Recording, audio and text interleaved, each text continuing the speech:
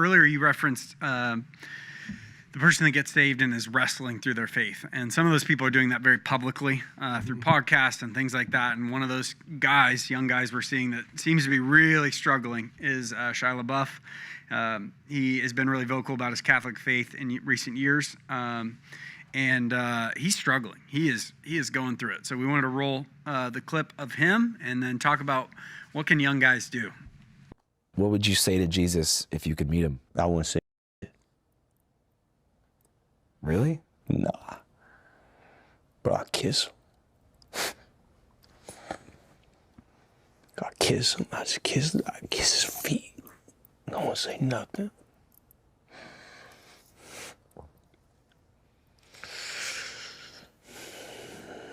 Chill out with these questions, Andrew. My bad. I didn't know it was going to make you emotional. I'm a real Catholic, bro. A real one. I just thought you had thought about it. No, I'm a real one, bro. I want to believe. It's something. Well, hey, bro, you got to hit your head into the wall hard enough where you just go, it. It's the only way, dog. That's how you find God? Yep, for me. For the hard-headed ones, yeah, you got to go hard. What do you think was the real-life equivalent of you smashing your head on the wall? I put a gun in my mouth. I was ready to kill myself, blow my brains out. Writing letters. Yeah, Wow. Dark days. For real, gone. I'm ready to go. Why didn't you do it? Why didn't I do it? Because I'm pussy and also my mom. So God bless her. She kept me alive that night. And also some dude, I've said it already, but there was a dude who hit me up, this guy from the program. I used to save all the numbers in my phone, you know, Joey AA, Bobby AA, Tommy AA. And there was a cat who hit me up that night. I was ready to go. And he hit me up. He said, hey, what are you doing? Or something like that. And then I was like, trying to explain myself, like, bro, this, I'm out of here. Life, I can't take it no more. I just lost my girlfriend. She's walking out the door. My wife didn't know. The ex is suing. It's all just I can't wrap my head around it all. I'm out of here, bro. And he's like, oh yeah, cool. Tell me about it in the morning. And I thought, you motherfucking insensitive piece of shit. And he bought me the night. I was so angry. I needed to talk to him in the morning. Sometimes that'll save you. Sometimes just being like, sometimes madness, rage will save you from really scary stuff. I don't know. I'm not in charge. You know, God's running the I just try my best, and I'm not refined, and I'm one of them dirty Christians. So this is the kind of guy you minister often. I mean, we call that a Tuesday night at Real Men. Tuesday night, Real Men. We'd love to have you, Shia. We genuinely would love to have you. Yeah, he was working on the film, what was it, Padre Pio. So he had to immerse himself. You know, actor has to prepare for a role into Catholicism and monastic, and apparently genuinely converted and gave his life to Christ. So, dirty Christian. You know, it's, I would tell him this. Here's a freebie for everybody who feels like a dirty Christian. So there's a picture in Zechariah 3. I just thought of this. So there's a picture in Zechariah 3. There's Joshua, Jesus, and then there's this sinner. And Jesus is wearing all white, clean, pure, righteous. And then the filthy sinner is just covered in dung and mud and filth and disgust. Like, think of the homeless guy that's been on the street and hasn't had a shower in 10 years. That guy. And they're standing next to each other. And the picture, I think it's in Zechariah 3, is that Jesus takes off their outer garment that is just disgusting and takes his off and puts his garment on the sinner and then puts the sinner's garment on him. It's this fantastic picture of what happened at the cross. And that is that God took our place and he put us in his place. 2 Corinthians 5:21, God made him who knew no sin to become sin so that in him we might become the righteousness of God. Martin Luther literally called this the great exchange. And so Jesus takes all of our filth and he gives us all of his righteousness. This is why in the Bible, God's people wear white. They're forgiven, they're pure. And there's a doctrine called expiation, and that is not only are we forgiven, we're made righteous and clean. It says in 1 John, if we confess our sins to one another, walk in the light, then he forgives us of our sin, and he cleanses us from all unrighteousness. Many Christians know they're forgiven, they still feel they're dirty. Yep. It feels like a guy like Shia LaBeouf, like he would look at a religious person, somebody in the church that's doing all the right things, and I'll never measure up to that. It's too late. But I can watch a guy like Shia LaBeouf, and you're like, I think you're a lot closer to being saved than the elder on that church's board. It's the religious guy who's judging everyone while he's cheating on his wife and knows better. So you cannot, dealing with religious fraudsters is hard. As a pastor, I can deal with brutal honesty. So in a lot of churches, like, I can't believe his language. Look, let me say this. You're saved by grace, and then you're cleaned up over time. This just proves you're not saved by your performance and your good works. So what it seems to be is, he seems to have genuinely met the Lord. Has a reverence and a respect and affection for the Lord. It's very genuine. Seems like he's a very troubled man. Mental health, addiction, probably some trauma in his life, and some really. He's a gifted, profoundly troubled man. And a lot of guys would probably relate to him and say, I am a Christian, and I wouldn't maybe say it like that at church, but you put 2 beers in me, and that's exactly how I would say it. Yep. And this is where the evangelical church has failed reprehensibly for guys like this. Yep. Because 75% of the donor base in evangelicalism is women. Up until recently, 60% of attenders were women. And all of the Christian subculture was safe, positive, and uplifting for the whole family. Except for them. This guy ain't. Yep.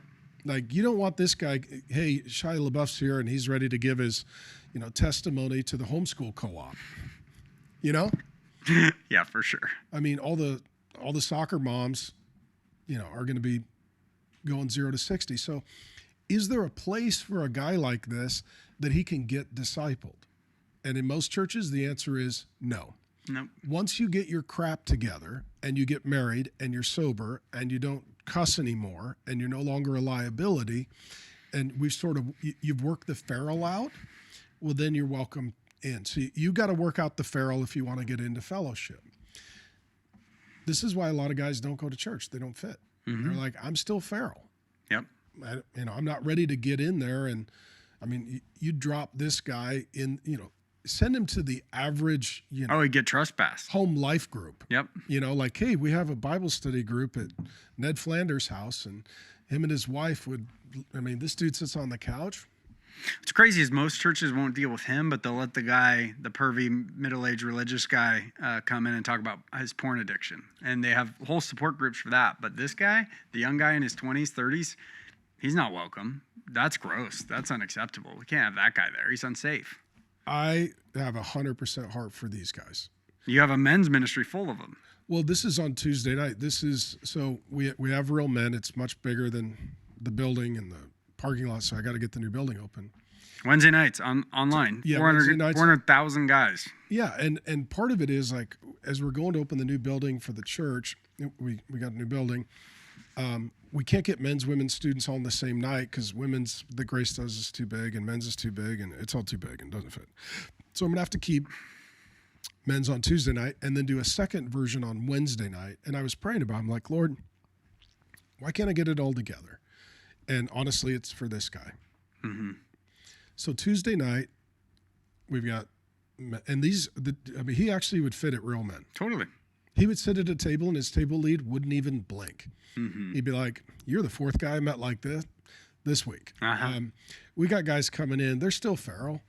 They're coming in still drunk or hungover. They're riding Harleys. They're carrying guns. They got knives.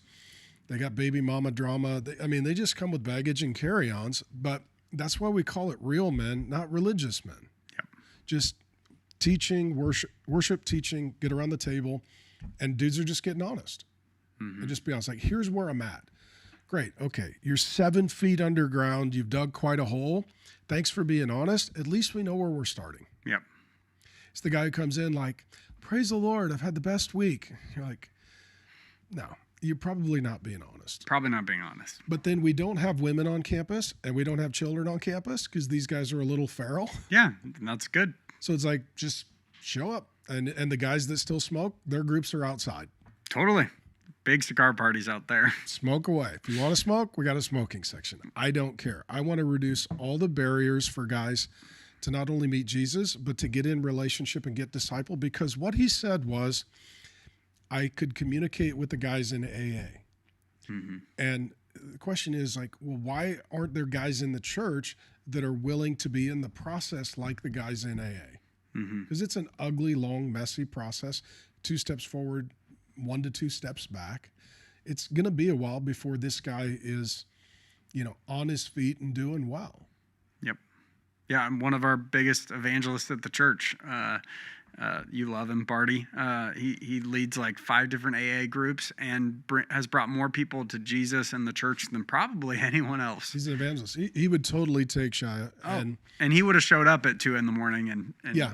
So actually, we've got a couple of guys that would be great mentors and disciplers, and entire tables of guys like this that are in it together. And so I see this. The language doesn't offend me. The honesty doesn't offend me. The attitude doesn't offend me. What does offend me is there's probably not a church that would welcome him and help. Mm-hmm. But the Democrat we just talked about, James, plenty of churches would let him preach in the pulpit, and he has a MDiv. And So what that James dude? What is he? James Tellerico? Yeah. Tellerico. So what that guy is saying is infinitely more disgusting, reprehensible, offensive, and godless than what Shia said. 100%. James would never weep at the thought of seeing Jesus. Shia, if you saw Jesus, what would you do? He just immediately started weeping. You can't fake that. No. That's a guy that's real and in it. I'd be terrified if I was James Tellerico and I saw Jesus. That's Judgment Day and like a fire day. Yeah. It is. There's no reverence in one of those men. No, and I'm sure. I'm sure that standing before the judgment seat of Christ, that Shia, according to what I can see, is going to get welcomed into the kingdom, and the guy with the MDiv is going to get cuts in the line to hell. For sure. 100%. 100%. So I tell Shia, like, if you're ever in Arizona, I'd love to meet you. I will meet with you. I would do it anonymously and privately. I do this a lot. I meet with guys, and I care, and I try to be of help and be available going forward.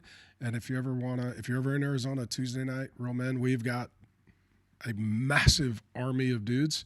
You would 100% fit right in, and I can guarantee you a group of guys that have been where you're at and would walk with you through a process to get to the other side. 100%. And if you're a guy that feels like Shia, text men to 99383. That's men to 99383. And we will send you a link to join us for Real Men this week. We'd love to have you. It is not a place for religious dudes. It's a place for guys like Shia that are open and honest and want to get better and do better, that are in the process of sanctification. Thanks for watching this video. It's a great honor to help you learn the Bible. Go ahead and subscribe to the channel, and I promise you there'll be more to come.